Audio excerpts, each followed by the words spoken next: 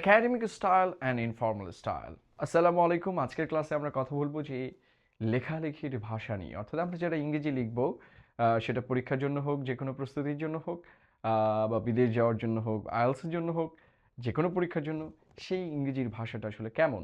বা আমরা যারা একাডেমিয়াতে আছি, একাডেমিয়া বলতে আমরা যারা পড়ালেখার জন্য যাব, আপনার যারা আইএলসের দুইটা ক্যাটাগরি আছে, একটা জেনারেল ট্রেনিং আর একটা হচ্ছে একাডেমিক। সো যারা পড়ালেখার জগতে থাকেন তাদেরকে একটু টাফ ল্যাঙ্গুয়েজ ইউজ করতে হয়, kind of complex language, right? আপনারা অনেকেই বলবেন যে ভাই, যে কথা সহজে বলা যায় তা কঠিন করে বলে কি লাভ, তাই না? এটা হচ্ছে সোশিও লিঙ্গুইস্টিক্সের একটা ব্যাপার আছে। সেটা হচ্ছে যে প্রত্যেকের একটা পার্টিকুলার অডিয়েন্স থাকে, এবং আমরা যারা যারা হচ্ছে ধরেন মেডিকেল সায়েন্সের লেখালেখি করে, তারা চায় তাদের লেখাগুলো আসলে মেডিকেল সায়েন্সের লোকজন পড়ুক। ফলে এক এক গ্রুপ অফ পিপলের জন্য এক এক ধরনের লেখা আসলে হয়ে থাকে, এটা বাস্তবতা। এখন আপনি এটা বিতর্ক করতে পারেন কিছু সাম্যবাদী ইগালিটেরিয়ান ভিউ থেকে, না লেখা সব সমান হতে হবে, but ultimately the reality is reality, যে লেখালেখির ক্ষেত্রে আসলে বিভিন্ন কাইন্ড অফ লেখার ক্ষেত্রে তার লেখার ল্যাঙ্গুয়েজটা ডিফারেন্ট হয়, ডিফারেন্ট রেজিস্টারে হয়ে থাকে। এর আগের ভিডিওতে আমি বলেছি রেজিস্টার হচ্ছে কখন, কোথায়, কি কিভাবে বলতে হয়। আমরা সবাই জানি, আমরা সবাই কথা বলতে পারি, বাট এডুকেশনের ডিফারেন্সটা কোথায়? এডুকেশন আপনাকে শেখায় যে কখন, কোথায়, কিভাবে কি বলতে হয়। আমরা সবাই বলতে পারি, কিন্তু সবাই কি আমরা কখন, কোথায়, কি বলতে হয় এটা বলতে পারি বা লিখতে পারি? That's the spirit. So let's go.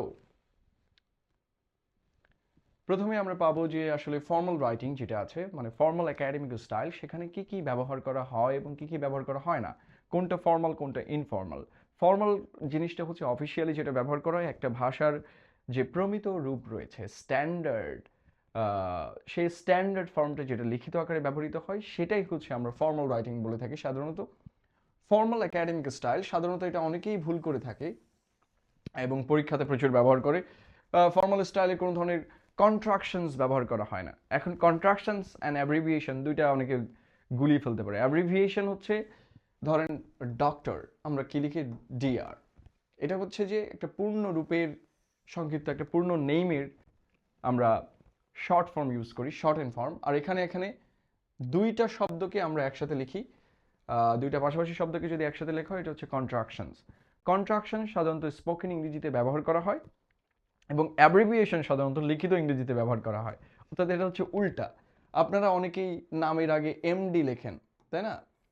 এরকম এমডি লেখেন। তো কেউ যদি আপনাকে ভাইবাতে জিজ্ঞাসা করে যে আপনার নাম কি, তো আমি বললাম যে আমার নাম এমডি তানভীর, এমডি তানভীর হোসেন। আমি কি ঠিক বলেছি? না, আপনাকে বলতে হবে মোহাম্মদ তানভীর হোসেন। কারণ হচ্ছে আপনি লেখার সময় সংক্ষিপ্ত আকারে অ্যাব্রিভিয়েশন লিখতে পারেন, কিন্তু বলার সময় পূর্ণ রূপে বলতে হয়। ফলে আপনি বলার সময় ডি আর, আমি ডি আর মেহেদি, এরকম তো আমি বলতে পারবো না। আমি বলতে হবে আমি ডক্টর মেহেদি। ঠিক আছে? অর্থাৎ অ্যাব্রিভিয়েশন হচ্ছে বলার সময় পূর্ণরূপে বলতে হয়, লেখার সময় সংক্ষিপ্ত আকারে লেখা যায়। ঠিক আছে? কিন্তু কন্ট্রাকশনসের ক্ষেত্রে আবার উল্টা। কন্ট্রাকশনস বলার সময় ব্যবহার করতে হয়, কিন্তু লেখার সময় পূর্ণরূপে লিখতে হয়। যেমন didn't, I didn't go there, I didn't go there. When I'm speaking to someone, I'll be using that. But আমি যখন এটা লিখব, I did not go there, অর্থাৎ লেখার সময় সব সময় কন্ট্রাকশনসকে ফুল ফর্মে লিখতে হয়। এটা হচ্ছে একাডেমিক রুল। এটা আমরা অহরহ, একদম আমি খাতা দেখলে প্রায় 100 জন স্টুডেন্টের ভেতরে 70, 80, 90 এরকম স্টুডেন্ট এটা লিখে থাকে, তারও বেশি অনেক ক্ষেত্রে। সো আমরা কখনো কন্ট্রাকশনস ব্যবহার করতে পারবো না ইন একাডেমিক রাইটিং। আমরা কি ব্যবহার করব? আমরা চাইলে আমরা অ্যাব্রিভিয়েশন ব্যবহার করতে পারি। অ্যাব্রিভিয়েশন অ্যান্ড কন্ট্রাকশনস কিন্তু সেম জিনিস না। দেন ইনফর্মাল স্টাইলের ক্ষেত্রে কিন্তু আমরা কন্ট্রাকশনস ব্যবহার করি, short and forms of words like didn't, they have, it's. ঠিক আছে? সো আমরা যখন ফর্মাল রাইটিং লিখবো তখন ইটস না, আমরা লিখবো কি? It is. ওকে? কিন্তু আমরা যখন মুখে বলবো তখন ইটস। এগুলো কেন তৈরি করা হয়েছে? কন্ট্রাকশনস তৈরি করা হয়েছে প্রোনাউন্সিয়েশনের সুবিধার্থে। ঠিক আছে? বলতে ভালো লাগে, আই ডোন্ট ওয়ান্ট ইট। ঠিক আছে? কিন্তু লেখার সময় লিখতে হবে I do not want it, I do not want it. So that's the difference. এবং কি পয়েন্ট হচ্ছে যে আমরা যদি ফর্মাল একাডেমিক রাইটিং ব্যবহার করি, এটা একটা প্রফেশনাল অ্যাপিয়ারেন্স দিবে, and clear expression and appropriate for academic writing. আমরা যখনই একাডেমিক রাইটিং লিখবো তখন আপনাকে কন্ট্রাকশনস ইউজ করে যাবে না, এবং এক্ষেত্রে আমরা কি more conversational tone we use in conversation. whenever we speak English we use contractions and informal style সাধারণত, বাট ফর্মাল সিচুয়েশনের ক্ষেত্রেও কিন্তু আমরা ইনফর্মাল স্টাইল ব্যবহার করতে পারবো। স্টাইলের ক্ষেত্রে ওকে, ইনফর্মাল ল্যাঙ্গুয়েজ নাই, ইনফর্মাল স্টাইল ব্যবহার করতে পারবো। সো আপনাকে এটা বুঝতে হবে, informal language and style different thing. I mean আপনি তো আপনার বসকে বলতে পারবেন না কী রে বস এদিকে আয়, সো এটা তো বলতে পারবেন না, বাট আপনি আই ক্যান্ট এগুলো বলতে পারবেন। ইনফর্মাল স্টাইল ব্যবহার করতে পারবেন, not informal language. Okay, so নেক্সটে যেটা রয়েছে, ফর্মাল একাডেমিক স্টাইলে আমরা কখনো হেজিটেশন ফিলার্স ইউজ করি না। অনেকেই দেখি মক টক করেন, ধরেন আমি ইংরেজি বলার সময় যদি ও এগুলো ব্যবহার করি, এরকম বলি না আমরা পড়ার সময়, so these are called hesitation failures. So এটা হচ্ছে স্পোকেন ইংরেজির একটা গ্রামারই, মানে স্পোকেন ইংরেজি বলতে গেলে আপনাকে এটা ব্যবহার করতেই হবে, বরং এটাই গ্রামার যে হেজিটেশন ফিলার আপনি ইউজ করবেন। ওয়েল ইউনো এরকম আমরা ইউজ করি না, এটা হচ্ছে স্পোকেন ইংরেজির জন্য হেজিটেশন ফিলার্স বলে। কিন্তু পরীক্ষার ক্ষেত্রে আমরা এই ওয়েল ইউনো লাইক, আপনারা কেউ রেস্টুরেন্টে গেলে বা এখনকার জেনারেশন যারা জেনজি তারা প্রচুর লাইক ইউনো লাইক, সো এরকম ব্যবহার করি না। এই যে লাইক লিটারালি নানা ধরনের হেজিটেশন ফিলার্স আছে, এগুলো সাধারণত একাডেমিক রাইটিংয়ে কখনোই ব্যবহার করা যাবে না। এগুলো শুধুমাত্র স্পোকেন ইংরেজিতে ব্যবহার করা যাবে, এবং এটা ব্যবহার করলে কোনো অসুবিধা নেই। তবে খুব বেশি ব্যবহার করলে আবার একটু বাজে শোনায়। যেমন আপনি যদি 50 বার লিটারালি বলেন তাহলে এটা ম্যানারিজম হয়ে যাবে, অনেকে আবার ম্যানারিজম মানে মুদ্রাদোষ হয়ে যাবে, সো শুনতে ভালো লাগবে না। আপনি যদি 50 বার ইউনো বলেন তাহলে ভালো লাগবে না, বাট আমরা এটা আমরা ব্যবহার করতে পারি ইন স্পোকেন ল্যাঙ্গুয়েজ, এবং এটাই গ্রামারের একটা অংশ আর কি, স্পোকেন গ্রামারের। বাট রিটেনে কিন্তু আমরা এটা ইউজ করতে পারবো না। আমাদেরকে এই যে উ লাইক ইউনো ওয়েল, সো আমরা প্রচুর অ্যান্ড ব্যবহার করি, তাই না? আমরা যারা স্পোকেন কোনো লেকচার দিই অ্যান্ড, সো এগুলো কিন্তু রিটেনে ব্যবহার করা যাবে না। For writing you can not use that. Formal vocabulary, use precise academic language. Writing জিনিসটা আসলে টাফ। আমরা অনেকেই বাংলা খুব ভালো করেও বলতে পারি, কিন্তু খুব ভালো বাংলা লিখতে পারি এটা আসলে বলা যায় না। সো এটার কারণ কি? কারণটা হচ্ছে যে প্রিসাইজ ল্যাঙ্গুয়েজ, এটাকে আমরা ক্লোকেশন বলি। কোনো শব্দের সাথে আরেকটা পাশাপাশি শব্দ বসালে যে সুন্দর লাগে, চুলতার কবেকার অন্ধকার বিদিশার নিশা, দেখেন আপনি চাইলেও এরকম লাইন লিখতে পারবেন না, কিন্তু কবি পারছে। সো এটা হচ্ছে যে পাশাপাশি শব্দ বসালে যে সুন্দর লাগে, প্রিসিশন, এই জিনিসটা ইংরেজিতে অটোমেটিক্যালি পাওয়া যায়, এটাকে বলে ক্লোকেশন। আপনি যে কোনো ক্লোকেশনের বই পড়ে এটা শিখতে পারেন। সো প্রিসাইজ ল্যাঙ্গুয়েজ আসলে ব্যবহার করা হয় ইন ভোক্যাবুলারি, এবং academic vocabulary is different from spoken vocabulary. So আমরা যারা একাডেমিক ভোক্যাবুলারি শিখবো তারা একাডেমিক যে কোনো বই পড়ে শিখতে পারি।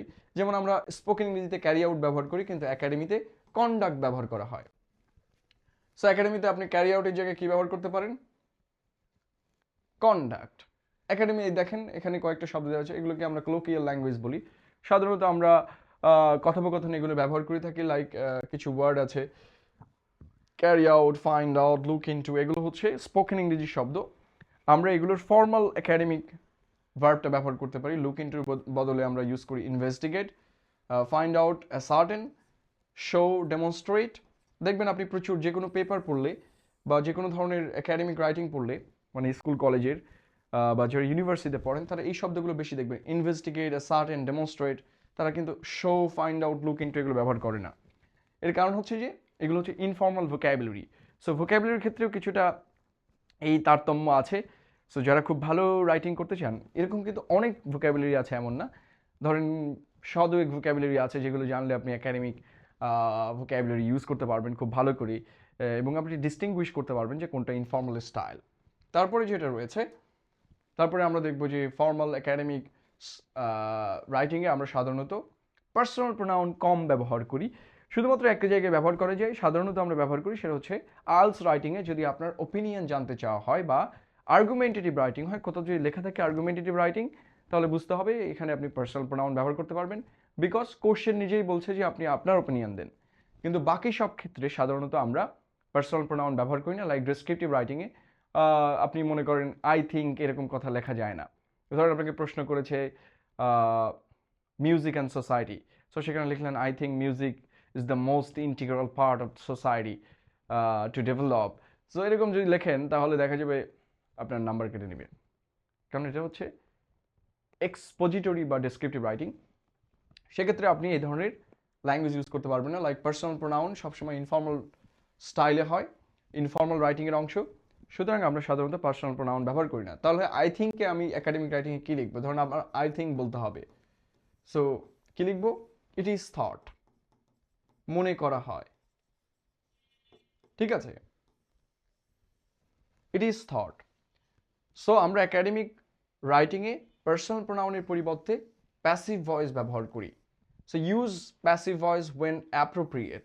এই কথাটা খুব গুরুত্বপূর্ণ, অ্যাপ্রোপ্রিয়েট, কারণ আমি যখনই কোনো নিয়ম বলি লোকজন আবার লাফালাফি শুরু করে দেয়, ও বাবা এই নিয়ম আবার কোথা থেকে এলো। এখন কিছু জায়গায় নিয়ম ব্যত্যয় আছে, মানে যেখানেই নিয়ম আছে সেখানে এক্সেপশন তো আছেই।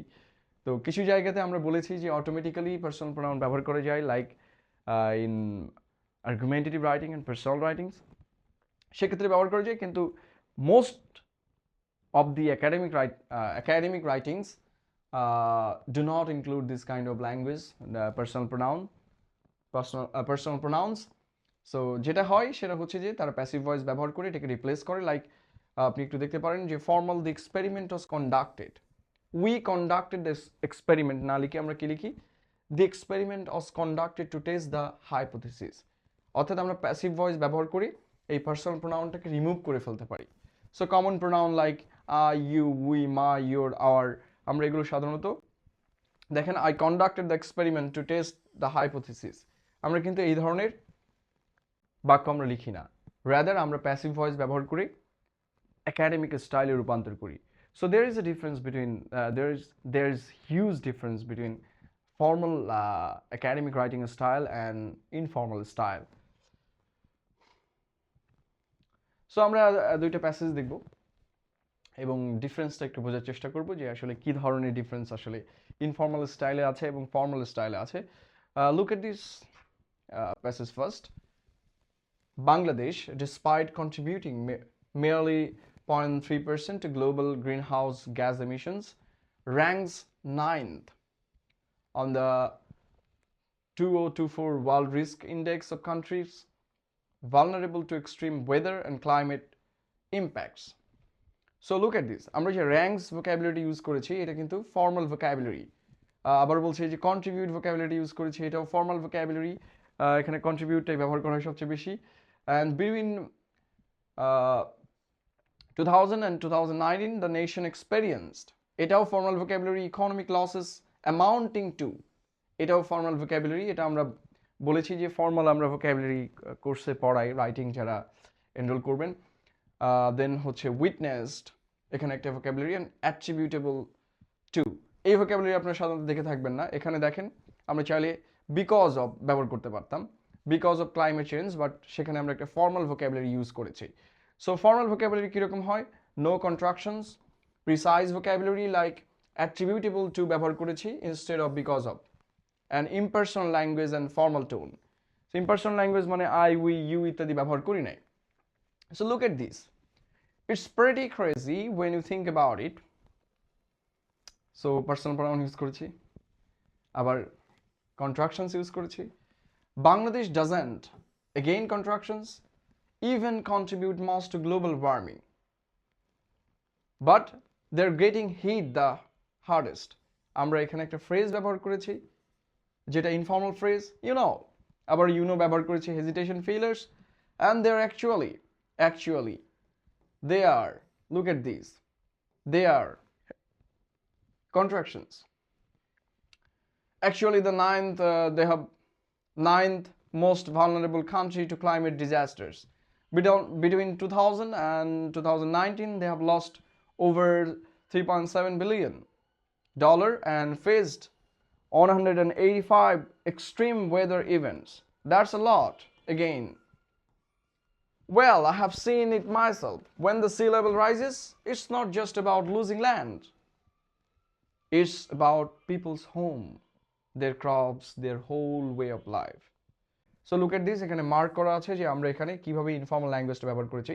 সাধারণত আমরা কিছু পত্রিকাতেও এরকম দেখতে পাই। সো যারা পত্রিকা থেকে লেখা শেখেন তাদেরকেও এটা সচেতনভাবে দেখতে হবে যে কিছু কিছু জায়গাতে মানুষের যখন ইন্টারভিউ ছাপা হবে সেই ইন্টারভিউটা কিন্তু কনভারসেশনাল টোনে ছাপা হয়। সো ইন্টারভিউ মানেও কিন্তু রাইটিং না, ওটা ওটা আসলে স্পোকেন ইংরেজি, কিন্তু ওটা বলা যায় ট্রান্সক্রাইব করা হয়েছে ইন রিটেন ফর্ম, যার কারণে ডিফারেন্সটা বোঝা যায় না। ফলে একাডেমিক রাইটিংয়ের সাথে আসলে আমাদের ইনফর্মাল যে টোন, ইনফর্মাল যে স্টাইল, এটার একটা ডিফারেন্স অবশ্যই আছে এবং সেই ডিফারেন্সগুলো আমাদেরকে জানতে হবে যদি আমরা খুব ভালো লিখতে চাই। Thank you very much. দেখা হচ্ছে অন্য কোনো ভিডিওতে।